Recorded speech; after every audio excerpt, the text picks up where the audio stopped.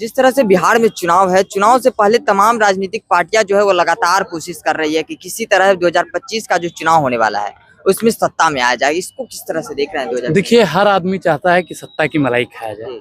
हर आदमी चाहता है कि मैं हमेशा सत्ता पे सत्ताधीश रहूं। लेकिन बिहार में जो युवाओं के साथ हुआ, किसी ने लिखा था कि तलवारों के साए पर इतिहास हमारा बनता है, जिस ओर जवानी चलती है उस ओर जमाना चलता है। बीपीएससी युवाओं के साथ में जो हुआ दुर्भाग्यपूर्ण है। तो मुझे तो नहीं लगता कि बिहार का युवा ऐसे लोगों को चुनेगा जो उन पे लाठी चलवाते हो, चाहे बीजेपी हो, कांग्रेस हो, आम आदमी पार्टी हो, या जेडीयू हो, या आरजेडी।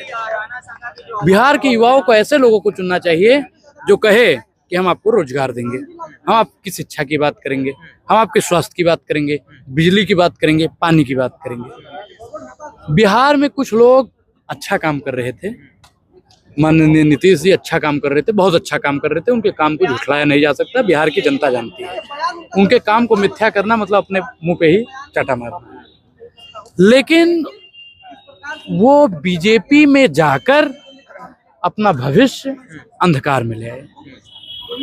अगर वो, मुझे लगता है कि अगर गठबंधन में ना होते तो बीपीएससी के युवाओं पर लाठी न बरसे। बीजेपी शुरू से युवा विरोधी रही है, दलित विरोधी रही है, महिला विरोधी रही है, किसान विरोधी रही है, यहाँ तक साहब कि पत्रकार विरोधी भी रही है।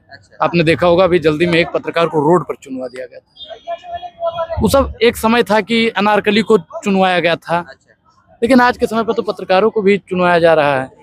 तो हम तो कहते हैं कि आप भी निष्पक्ष होकर पत्रकारिता मत कीजिए, सरकार की चाटुकारिता कीजिए। जिस तरह से आपने कहा कि बीजेपी में जाकर नीतीश कुमार मतलब कि बदल गए हैं, नीतीश कुमार अपने भविष्य पर कुल्हाड़ी मार दी है। लेकिन वही लोग जो है वो सवाल खड़ा करते हैं कुछ लोग कि वही जब आरजेडी में आ जाते हैं, जब महागठबंधन में आ जाते हैं, तो वही नीतीश कुमार फिर अच्छे कैसे हो जाते हैं? देखिए, बिहार में मैंने बताया कि काम हुआ है, लेकिन युवा विरोधी अगर काम होगा तो आप उसका समर्थन करेंगे? बताइए, मैं आपका माइक छीन लूं, उल्टा आपको मारूं, तो आप मेरा समर्थन करेंगे? बिल्कुल नहीं करेंगे। ऐसे ही युवा, आप बताइए, पढ़े हैं, आप भी पढ़े होंगे, ग्रेजुएशन किए होंगे और भी कुछ किया होगा। आप बताइए कि आप बीपीएससी कर रहे हैं और आपको पता चलता है आपका पेपर लीक हो गया पेपर देने से 1 घंटा पहले, तो आपके ऊपर कैसा बीतेगा? बहुत बुरा लगेगा। और फिर उसके बाद में अगर आप आंदोलन करते हैं, प्रोटेस्ट करते हैं, फिर आपके ऊपर लाठियां बरसाई जाती हैं, तब कैसा लगेगा? तब कैसा लगेगा? तब और बुरा लगेगा। आपके माँ बाप ने अपना पूरा पूंजी लगा दिया आपको पढ़ाने में, उससे 2 महला भी बना सकते थे, घर बना सकते थे अच्छा खासा, तो आपके माँ बाप को कितना बुरा लगेगा? बहुत बुरा लगेगा। और जो आपका रिश्तेदार है वो कहेगा, यार बताइए, फलाने के लड़का पढ़ रहा था, फलाने की सरकार में पेपर लीक हुआ, उन्होंने आंदोलन किया तो उसको मारा गया, उनको भी बुरा लगेगा। तो आप बताइए कि जब सबको बुरा लगेगा तो क्या वो लोग सरकार का समर्थन करेंगे? हमेशा सरकार से सवाल होता है। जब सत्ता, प्रधानमंत्री नरेंद्र मोदी जी भी कहते हैं कि आलोचना लोकतंत्र की आत्मा है, लेकिन आज के समय पर जो आलोचना करता है सरकार का, उनको दबाने की कोशिश की जाती है। 1 मिनट आपको रोकना चाहेंगे। जैसा आपने कहा कि इस तरह की गलतियां जो सरकार करती है, इस तरह के जो है तानाशाही करती है, लेकिन इसके बावजूद जो है, चाहे वो प्रधानमंत्री मोदी की बात करें, वो 3 बार प्रधानमंत्री बन गए हैं, या फिर नीतीश कुमार की ही बात कर ले तो 20 सालों से शासन करते नजर आ रहे हैं। देखिए, मैं आपको बता दूं कि कांग्रेस भी 67 साल शासन की। लोग कहते हैं ये कमियां थी, वो कमियां थी। कमियां सब में होती है, रियलाइज जिस दिन जनता को महसूस हो जाएगा, साहब महंगाई है, साहब लड़का हमारा बेरोजगारी से मर रहा है। जिस दिन अगुआ आएगा, अगुआ समझते हैं शादी करने वाले, तो कहेगा लड़का आपका क्या करता है? तो बोलेगा साहब कुछ नहीं करता है, माइक उठाया और पत्रकार बन गया है। तो कितना कमा लेते हो? बोले साहब $100 बहुत मुश्किल से बनता है। उस दिन रियलाइज होगा परिवार को। तो सरकार रोजगार के क्षेत्र में भैया आप भी मानते हैं कि बीजेपी ने लाख अच्छे काम किए हों, लेकिन रोजगार के क्षेत्र में काम नहीं किया। तो जब तक रोजगार को लेकर काम नहीं होगा, तब तक जनता भारतीय जनता पार्टी पर विश्वास नहीं जताएगी। मैं भी एक समय पर भारतीय जनता पार्टी का बहुत बड़ा फैन था। आप मेरा इंस्टाग्राम अनुराग ओझा गोंडा उठाएंगे तो आप सबसे नीचे जाएंगे तो उस पर देखेंगे नरेंद्र मोदी जो पुतला होता है, और मैं भी बगल में बैठा हूँ मुस्कुराते हुए मोदी जी का फोटो पोस्ट किया हूँ। जाएंगे, मनोज तिवारी का भी पोस्ट आपको मिल जाएगा। मैं अग्निवीर मतलब मैं सेना की तैयारी कर रहा था तो अग्निवीर आ गया। अब आप बताइए कि प्रधानमंत्री बनेगा 5 साल के लिए और अनुराग ओझा अग्निवीर में जाएगा 4 साल के लिए, बेईमानी है कि नहीं है? प्रधानमंत्री 5 साल के लिए बनेगा, जयशाह का बेटा BCCI का चेयरमैन बनेगा 5 साल के लिए, और अनुराग ओझा अग्निवीर में जाएगा 4 साल के लिए, बेईमानी है कि नहीं है?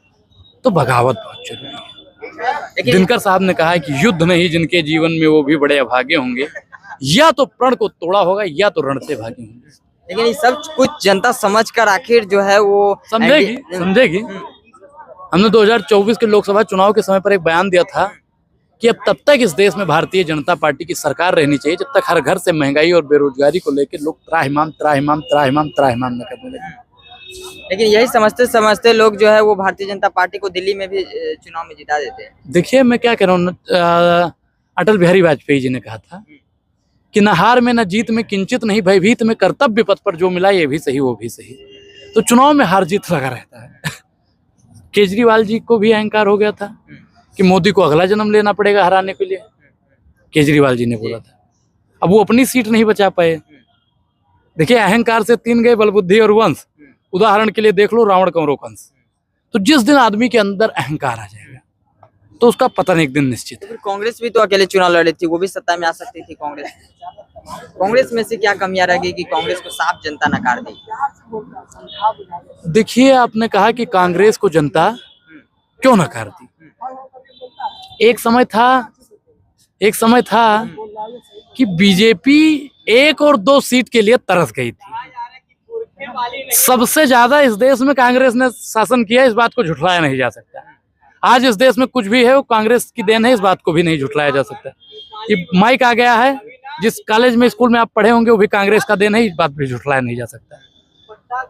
तो लोग जब ऊब जाते हैं तो लोग छोड़ देते हैं, छोड़िए बहुत हो गया। लेकिन आने वाले समय पर कांग्रेस फिर से सत्ता में आएगी, और जितना दिन कांग्रेस राज किया है उतना दिन भाजपा कभी नहीं कर पाएगी, मतलब कभी नहीं कर पाएगी। अच्छा, 2025 का मेन मुद्दा क्या रहने वाला है बिहार का? मेरा मानना है कि जो फैक्ट्रियां बंद हैं उस पर चुनाव लड़े सरकार।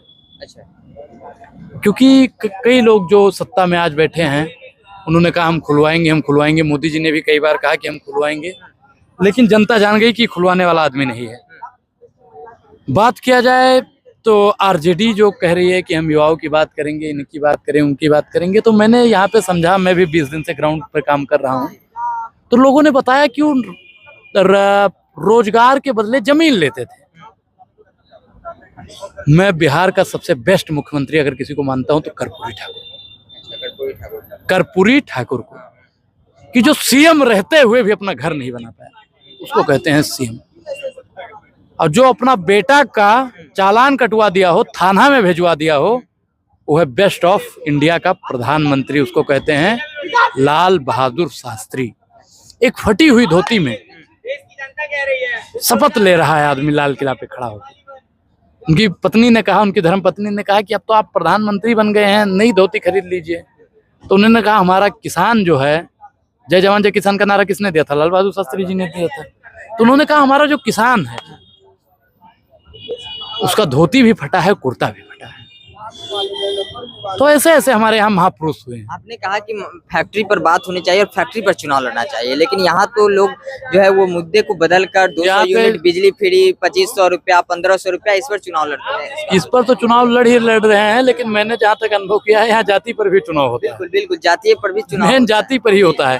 अच्छा, नीतीश जी हमारी जाति के हैं तो हम भैया नीतीश जी को वोट देंगे। लालू जी हमारी जाति के हैं तो हम वोट देंगे। चिराग जी हमारी जाति के, तो आप भी कवरेज लगातार कर रहे हैं तो ये आपने देखा होगा कि जिसके नाम के पीछे पासवान, वो चिराग का फैन, जिसके नाम के पीछे है यादव, वो है लालू यादव का फैन, जिसके पीछे पटेल लग गया वो नीतीश जी का फैन हो गया। तो जब तक जातीय समीकरण पे चुनाव होता रहेगा तब तक मुझे लगता है कि बिहार का और देश का उद्धार। तो बिहार का पिछड़े मतलब कि रहने का कारण सबसे बड़ा यही है कि जो जातीय समीकरण पर चुनाव लड़ा जाता है वही से। बिहार के पिछड़े रहने का कई कारण है। शिक्षा से लोगों को वंचित किया गया, जाति समीकरण तो है ही। लालू जी ने चरवाह विद्यालय खोला, लेकिन लोग ये भी कह रहे हैं कि चरवाह विद्यालय में भी घोटाला कर दिया। अब वो बिहार का लोग ज्यादा एक्सप्लेन कर पाएगा कि कितने का घोटाला किया, क्या किया, लेकिन रोजगार के बदले जमीन लिया ही तो हर आदमी बोलता है।